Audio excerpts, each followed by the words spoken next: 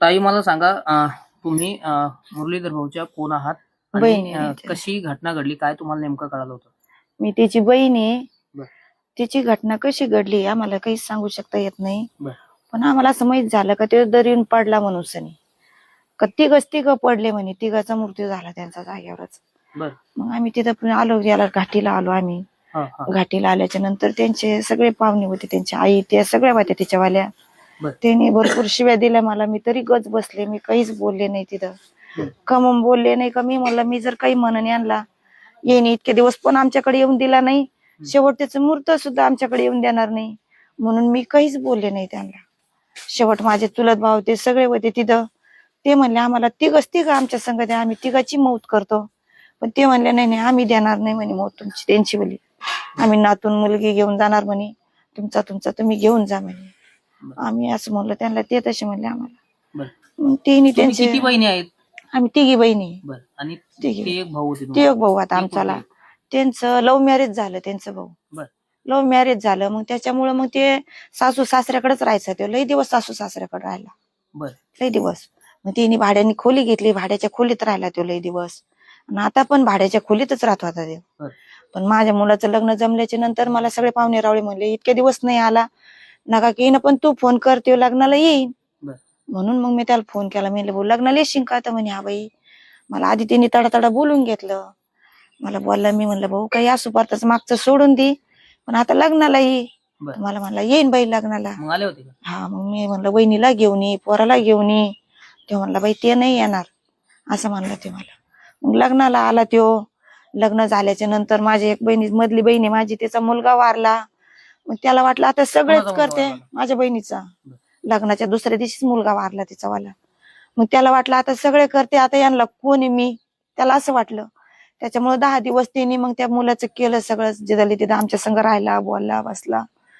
त्याच्यामुळे मग घरी गेला तो त्याच्यानंतर.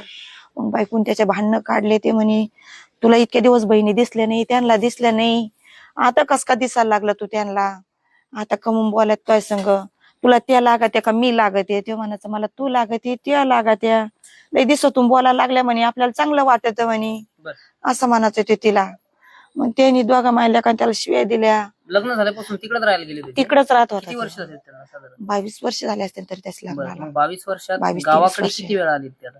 तो कंटिन्यू यायचा, तो असं यायचा, ते येत नसा असं नाही, पण माझ्या आई वडिलाला बोलत नसता तो. असं दारातून इथून जायचं ते त्याच्या वावरात.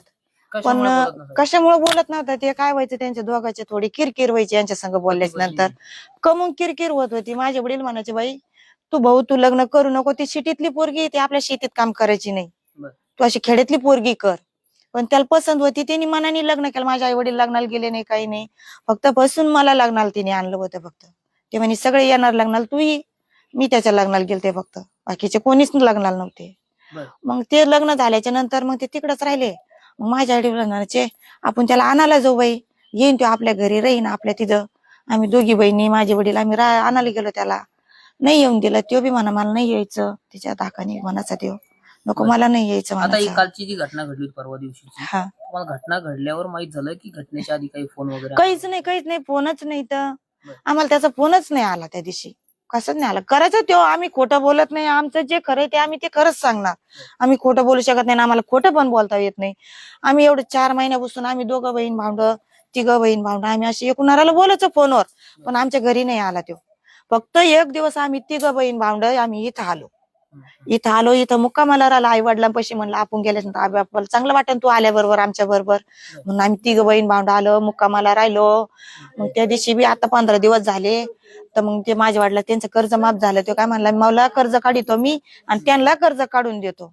मग मी म्हणलं तू जाय, त्यांचे काय बँकेत पैसे असते थोडेफार काढून आण आणि कर्जाचं करून घे तुझं कुठाना तू. म्हणून तो आला इथं रातभर राहिला. यांना दुसऱ्या दिवशी रोडला गडला घेऊन गेला, तिथून आणून सोडलं त्याला. ते काय कर्ज निघालं नाही. तर म्हणे बाई मी 8-10 दिवसांनी येतो, परत करतो म्हणे कुठाना. त्याच्या तो गाडीवर निघून गेला यांना इथं सोडून सनी. मग बाकीच्या नंतर यांच्या संग फोनच नाही त्याचा 15 दिवसापासून. फक्त मग आमच्या संग फोन राहायचा त्याचा बोलायचा, बाकीचं काहीच नव्हतं. म्हणजे हे त्यांच्या घरात वाद होत होते हे सुद्धा ते आम्हाला काही सांगत नव्हता का आमचे असे वाद झाले का काही का काय. फक्त त्याला घराच्या बाहेर काढल्याच्या नंतरच मी असं बोलले झालं माझं तेच बोल. ते म्हणला बाई मला ते घराच्या बाहेर काढलं. मी म्हणलं कमून काढलं भाऊ. तर ते म्हणे बाई ती मला डायरेक्ट म्हणते त्या लागते का मी लागते तुला. मग त्यांनी दोघा मायलेकाला मला भांडून शिवाय देव करून बाहेर काढून दिलं. पत्नी कधी गावाकडे आलेच नव्हते? नाही यायचे ते पण इकडे घरी नव्हते येत ते.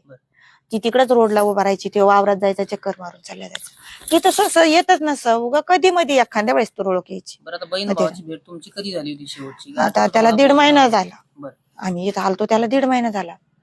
त्याचीच आमची गाठ भेट झाली तेवढीच फक्त. माझ्या मुलाच्या लग्नात त्या दिवशी 1 दिवस आणि आता 1.5 महिना झाला त्या दिवशी 1 दिवस एवढीच गाठ भेट झाली आमची. आम्हाला वाटत तेवढीच भेट आमची त्याची वेळी. नाही तर परत भेट नाही आमची.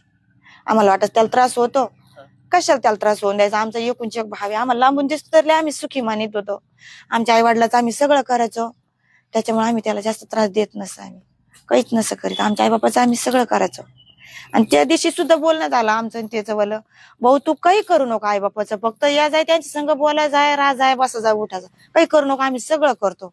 माझं त्याचं एवढं पण बोलणं झालं त्याच्यासोबत. ते म्हणलं हा बाई हाय ना मी करीन ना. मला असं म्हणलं ते. तुमचं नाव? माझं शोभा राजेंद्र मस्के. तुमचं कुठलं गाव? माझं दहीगाव गाव आहे पण आम्ही भेंड्याला राहायला आहे.